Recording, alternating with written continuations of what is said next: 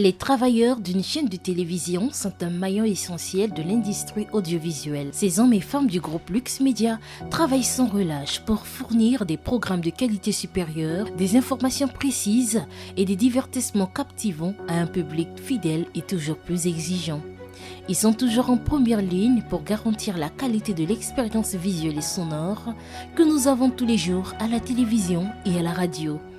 À Lux Media, le travail acharné, la production des vidéos et sons de qualité supérieure et la satisfaction du client sont notre cheval de bataille. L'esprit d'équipe, la responsabilité, la confiance sont nos valeurs. Comme la profession l'a voulu, je suis passé par l'école supérieure du parti Samora Moïse Machel. C'est là où j'ai eu une bonne base pour finir justement à l'université Marien Ngouabi au département des sciences et techniques de la communication où j'ai fait documentation en réalité. J'ai fait documentation et puis je me suis ensuite spécialisé en journalisme. Et il y a des hauts et des bas dedans. Le métier veut que l'on soit courageux, le métier exige que l'on soit discipliné dans ce qu'on a comme information, dans le choix d'abord de l'information, le traitement et dans sa diffusion. Il y a un choix qui s'opère, mais moi j'ai fait un peu de tout, un peu de journalisme d'actualité, mais dans tous les domaines, de manière à ce que nous puissions avoir la même mise sur toutes les sphères de l'actualité, tous les domaines, même politique. Je ne la pratique pas la politique, mais j'ai étudié la politique pendant 5 années durant et c'est ce qui a fait que je puisse avoir un peu de l'équilibre dans le traitement de l'information au quotidien.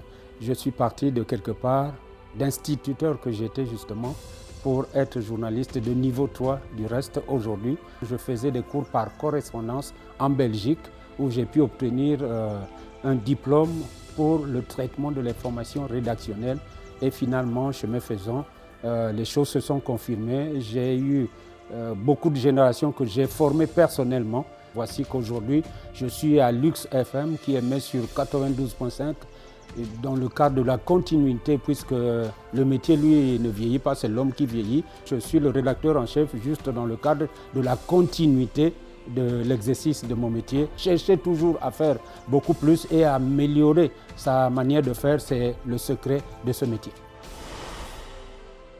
Être un bon commercial, c'est avant tout aimer ce travail parce que le travail de commercial est complexe, il faut se challenger tous les jours, il faut apprendre, il faut se surpasser, il faut se dépasser. Je pourrais citer ici 3 principes ou 3 qualités que devrait avoir le commercial.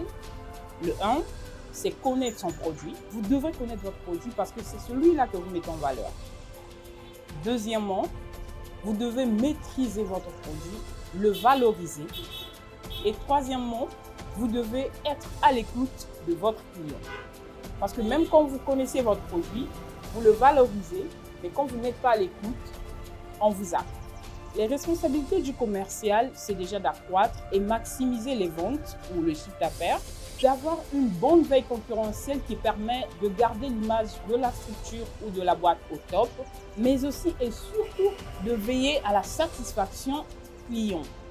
N'oubliez pas, un client satisfait, c'est 10 clients de gagner. Quelques conseils ou astuces pour le commercial. Le commercial s'informe, le commercial innove, le commercial anticipe. Aujourd'hui, grâce aux nouvelles technologies, le marketing ou le travail de commercial ne se fait plus comme à l'accoutumée. Votre agenda relationnel définit la qualité de votre rendement.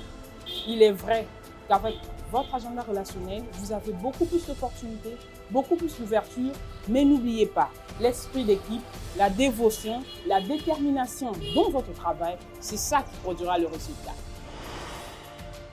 Le webmastering est un domaine passionnant qui évolue constamment et qui offre des opportunités de créativité, d'apprentissage et de développement personnel.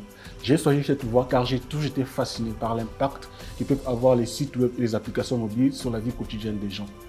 Le webmastering est également un domaine en constante évolution qui demande une veille technologique et une mise à jour constante des compétences. Cela me stimule pour continuer à apprendre et à me développer en tant que professionnel. En tant que webmaster, je suis responsable de la gestion et de la maintenance des plateformes web, de l'optimisation des performances, de la sécurité et de la conformité avec les dernières normes et réglementation en matière de web. Le webmastering me permet de combiner mes connaissances de design, des développeurs et des gestionnaires web pour créer des expériences utilisateurs convaincantes et engageantes. Le journaliste, c'est quelqu'un qui est à l'écoute des autres. C'est quelqu'un qui a le goût du sacrifice. Il sait à quelle heure il commence son travail, mais il ne sait pas à quelle heure il finit.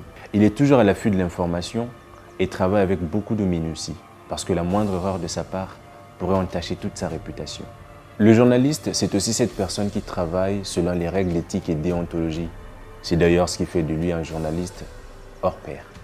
Pour moi, choisir le journalisme a été la meilleure des options. Être journaliste, pour moi, c'est être à l'écoute des autres, être au service des autres et porter la voix des sans-voix. Ce qui me passionne dans ce métier de montage, c'est tout d'abord la créativité dans tout ce que je fais. La créativité, pour moi, je dirais que c'est une forme d'art qui me permet de manipuler les sons, les bruits et les musiques. Et la créativité peut également s'exprimer dans le choix des effets sonores, dans l'ajout des voix et aussi à la création des transitions fluides entre les différentes parties du son. Et en deuxième partie, je parlerai de la technique.